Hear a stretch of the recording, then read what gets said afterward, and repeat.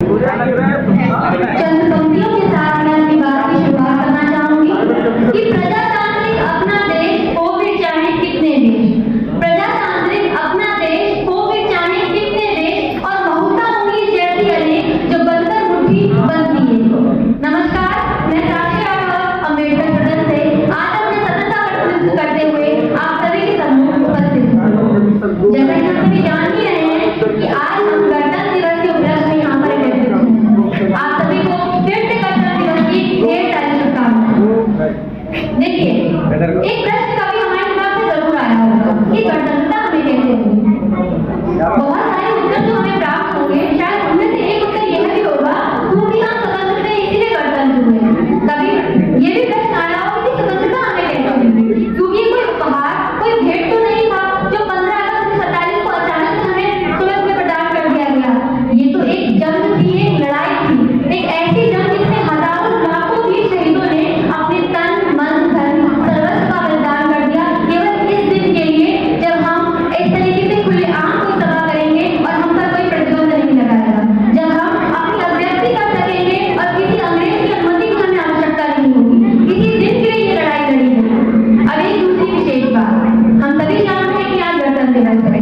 बहुत कुछ प्रजातंत्र, गणतंत्र, लोकतंत्र, संविधान के बारे में हम जान चुके हैं और आगे भी जानेंगे, परंतु हमारे लिए बेहद जरूरी है कि इस गणतंत्रता के लक्ष्य तक पहुंचने के लिए जो स्वतंत्रता की लड़ाई लड़ी गई वो कैसी थी उसे भी हम जानें। एक ऐसा ही छोटा सा कार्यक्रम आप सभी के सम्मुख हमारे सदन के द्वारा प्रस्तुत किया जा रहा है।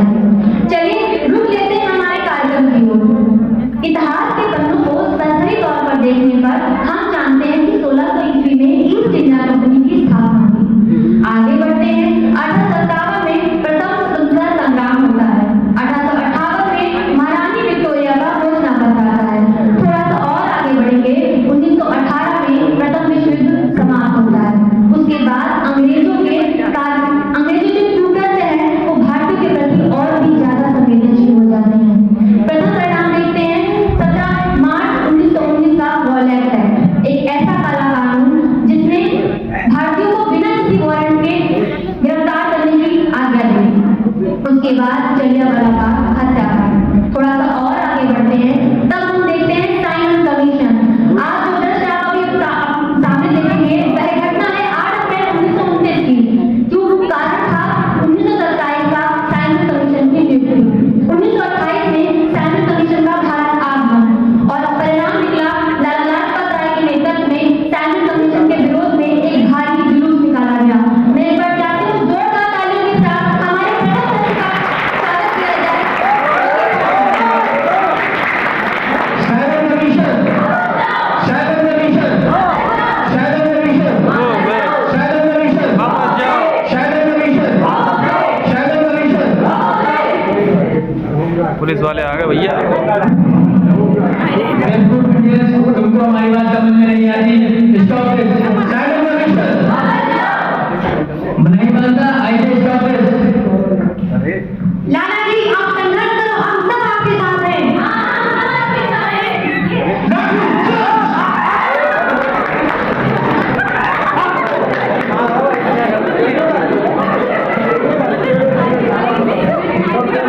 अरे लाला जी को बहुत गहरी चोट लगी है, इनके सर में मेरे शरीर में लगी एक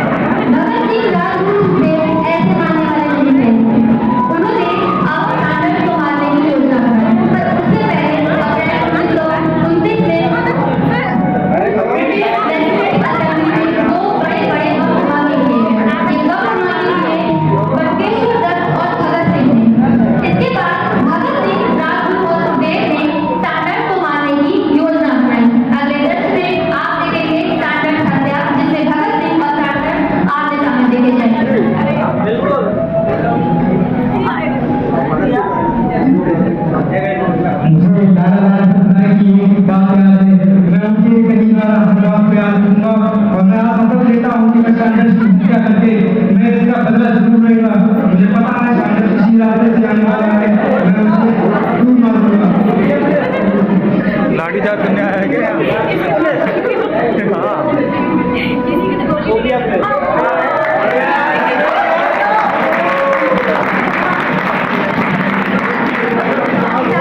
मारा गया, हर तरफ शोर था। बस दीवारों पर बड़ा-बड़ा लिख दिया गया था कि लाला जी की मौत का बदला ले लिया गया है। आज लाला जी स्वर्ग से फूल बरसा रहे होंगे क्योंकि उनकी मौत का बदला भगत सिंह, राजगुरु और सुखदेव ने लिया था। वैसे तो संघर्ष खत्म के बाद भगत सिंह, राजगुरु और सुखदेव वहां से तीनों तुरंत फरार हो गए, पर ये दुष्टिस्मृति उनके साथ बहुत समय तक नहीं चली। तीनों ने अंग्रेजों के सामने समर्पण कर दिया। समर्पण नहीं कह सकते उसकी अपने आप उनके हवाले कर दिया। और घटना आती है अदालत के फैसले की। ये वो सीन है जब कोर्ट ने अंग्रेजों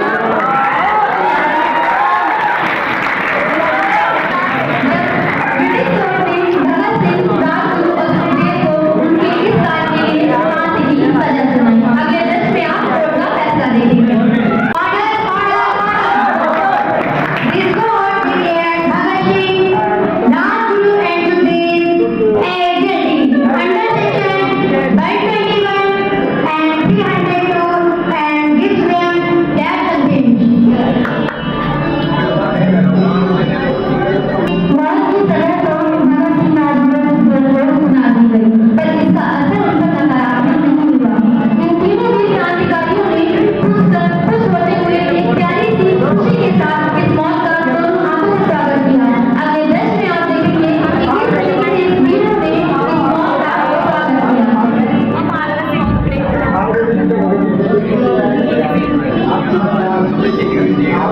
जब जा रहे हैं तो पहले बताना।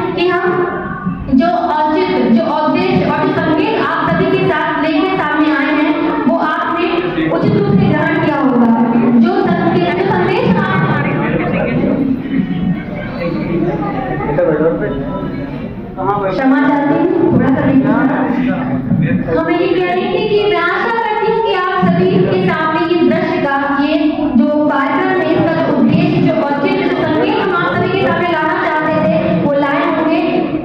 आशा करते हैं कि वो संदेश आप तक पहुंचा होगा और आपने उस संदेश को आत्मसात किया होगा।